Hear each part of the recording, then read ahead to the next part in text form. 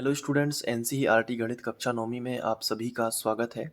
और आज हम लोग करेंगे उदाहरण 19 जो आपकी एनसीईआरटी बुक में पेज नंबर 282 पर दिया गया है। तो चलिए शुरू करते हैं। सबसे पहले यहाँ पे देख लो आप, इसमें लिखा है अर्धगोलाकार, मतलब इसमें जो भी फॉर्मूले लगेंगे वो अर्धगोले के लगेंगे। तो अर्धगोलाकार एक कटोरा है, तो कटोरा तो हमेशा अर्धगोले के आकार का ही होता है। तो इसकी जो त्रिज्या है वो दी गई है, तो उसको हम लिख लेते हैं। तो इस तरीके से हमने त्रिज्या तो लिख ली है। अब इसके अंदर भरे जा सकने वाले पानी का आयतन, तो आयतन ज्ञात करना है। तो अर्धगोले का आयतन क्या होता है? देखो, पूरे गोले का आयतन मैं आपको बता दूं। पूरे गोले का आयतन होता है 4/3 पाई आर घन। तो आधे गोले का क्या होगा? इसका आधा। तो 2 से 2 दूनी 4 कट जाएंगे, तो 2/3 पाई आर घन। याद रखना, 2/3 पाई आर घन जो है अर्धगोले का आयतन होता है। तो हम लिखेंगे अर्धगोलाकार कटोरे का आयतन। तो इसके लिए फॉर्मूला कौन सा लगेगा? 2/3 पाई आर घन। आर का मान तो हमें दिया गया है, तो इसको हम लिखेंगे 2/3 पाई का मान रखेंगे जो कि होता है 22/7। और आर का मान कितना है? 3.5 गुणित 3.5 गुणित 3.5। तो आवाज़ थोड़ी सी डिस्टर्ब हो गई है क्योंकि मैं लगातार 6 घंटे से वीडियोस बना रहा हूँ। अब देखिए यहाँ पे 7 से 35 कटेंगे, 7 पौने 35, तो 0.5 होगा। ठीक है, तो 0.5 यहाँ पे लिखेंगे। अब देखो 22 दूनी 44 बटे कितने होंगे? 3 गुणित, अब 35 गुणित 35 कर लेते हैं सबसे पहले, और उसके बाद हम इसको सॉल्व करेंगे। तो सबसे पहले करेंगे 5 का गुणा, पचम 25, 25 की 5 हासिल आ जाएगी 2, और 5 तिया 15 और 2 कितने होंगे? 17।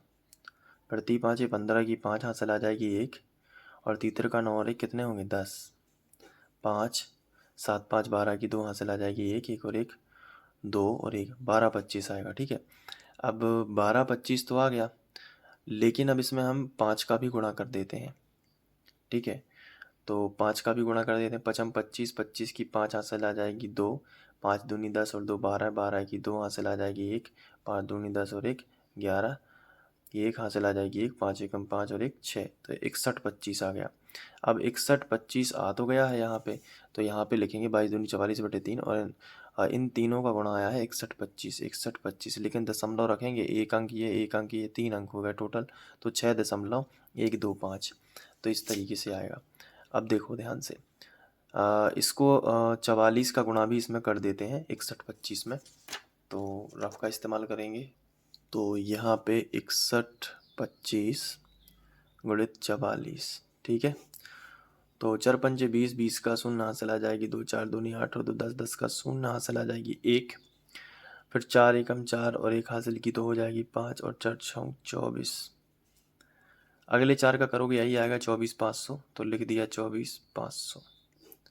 0 0 5 5 4 9 4 2 6 2, कितना आया? 26 95 00। तो यहाँ पे हम लिखेंगे 26 95 00, लेकिन 3 अंक बाद दशमलव ये, और बटे कितना? 3। तो अब 3 से कैंसिल भी करेंगे, तो कर लेते हैं। 3 एकम 3, 3 8 24, बचेंगे 2, हो जाएंगे 29, तो 3 नाम 27, बचेगा 1, हो जाएंगे 15, 3 5 15, दशमलव की जगह पर दशमलव, 3 5 15। अब ये 00 है तो लगा भी सकते हैं, तो 89.500 आ सकता है। तो ये लगभग मान हमें मिलेगा 89.5। तो ये भी सही है, और आपकी बुक में 89.8 आ रहा है तो वो भी सही है। ठीक है, क्योंकि ये वाला पॉइंट बस आना चाहिए, इसके बाद थोड़ा एपॉक्स हो जाता है। ठीक है, क्योंकि इसके बाद दशमलव के बाद और भी संख्याएं हैं, तो ये रहता है। तो चलिए अब हम इसको सेंटीमीटर घन लिख सकते हैं। तो ये भी सही है, ये गलत नहीं है, और आप इसको गलत नहीं समझेंगे, क्योंकि कई बच्चे ये समझते हैं कि दशमलव के बाद 5 नहीं आया, यहाँ पे 8 आया, आपका 5 आया तो ये गलत है। तो ऐसा नहीं होता है, ये सब अप्रॉक्सीमेट यानी लगभग मान होते हैं। ठीक है, तो आप कोष्टक में लगभग लिख देंगे और सही आएगा। ये सिर्फ दशमलव के बाद के कुछ अंक छोड़ देते हैं, या दशमलव के बाद 2 अंक लेते हैं, उसके कारण ये हो जाता है। बाकी ये पूरा सही है, तो आप इसको नोट करके अच्छे से तैयारी कर लेना इसकी। आप खुद से ज़रूर इसकी प्रैक्टिस कर लेना। ठीक है, तो इसके बाद अब लोग प्रश्नावली 13.8 शुरू करेंगे, जो इस चैप्टर की आखिरी प्रश्नावली है। उसके बाद हम लोग चैप्टर 14 शुरू करेंगे। Thank you.